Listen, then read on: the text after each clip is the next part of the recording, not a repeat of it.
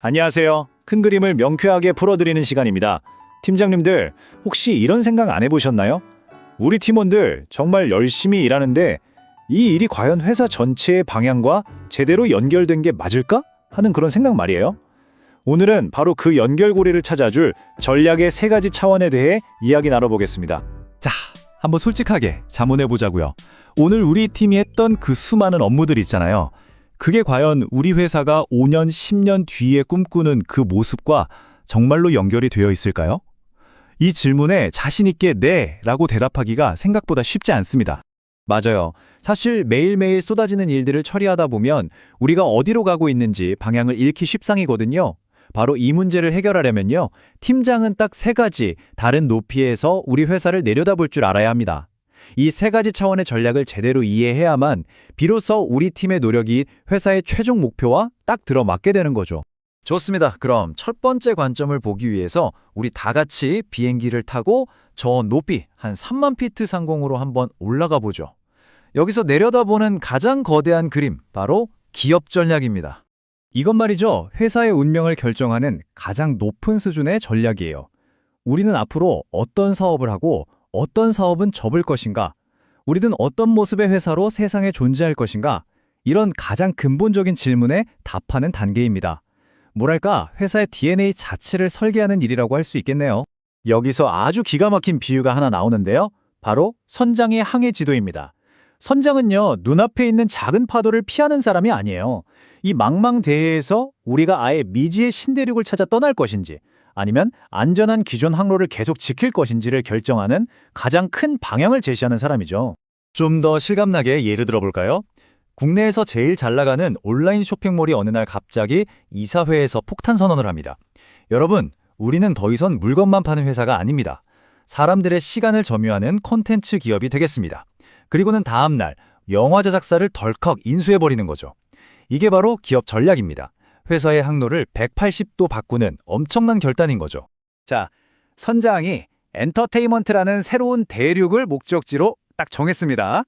그럼 이제 배에서 내려서 실제 전투가 벌어지는 전장으로 한번 들어가 볼까요? 두 번째 차원, 바로 사업 전략의 세계입니다.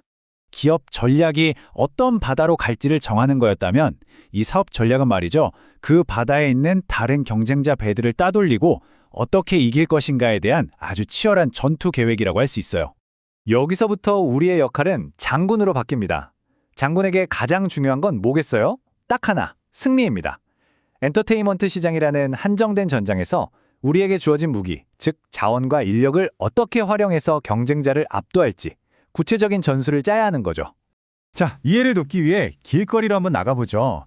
바로 옆에 2개의 카페가 붙어 있어요. 한 곳은 장인 카페, 문을 열면 아주 깊은 원두향이 나고 바리스타가 직접 내려주는 세상에 하나뿐인 커피와 푹신한 소파로 손님을 끌어요. 다른 한 곳은 퀵고 카페, 앱으로 미리 주문하면 매장에 도착하기도 전에 초저가 커피가 딱 준비되어 있죠. 전자는 차별화, 후자는 원가 우위라는 완전히 다른 칼에 들고 싸우고 있는 겁니다. 네, 바로 이 두 카페의 선명한 차이점이 우리를 마지막 3번째 차원으로 안내합니다.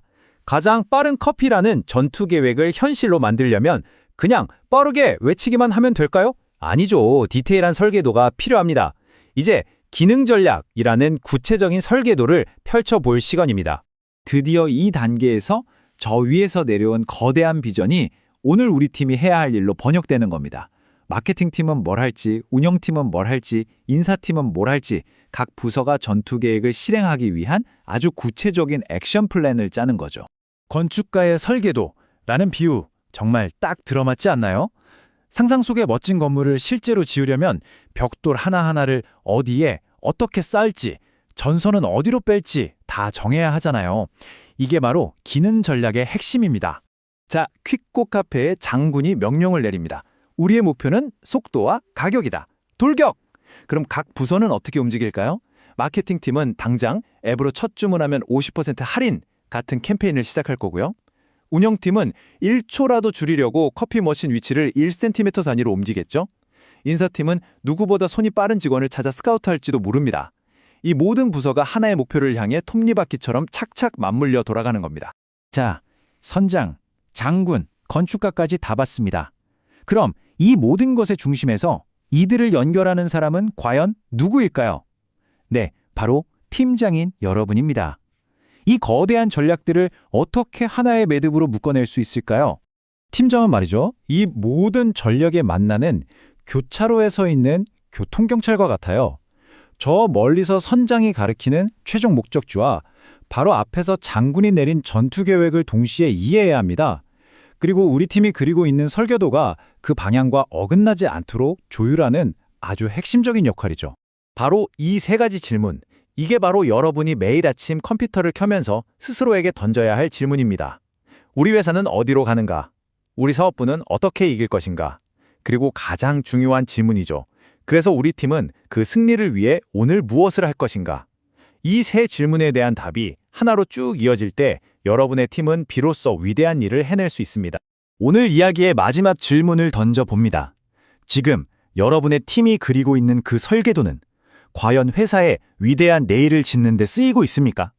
혹시 전혀 다른 건물을 짓고 있지는 않나요? 그 답은, 그리고 그 답을 만들어 나갈 책임은 팀장인 여러분에게 달려 있습니다.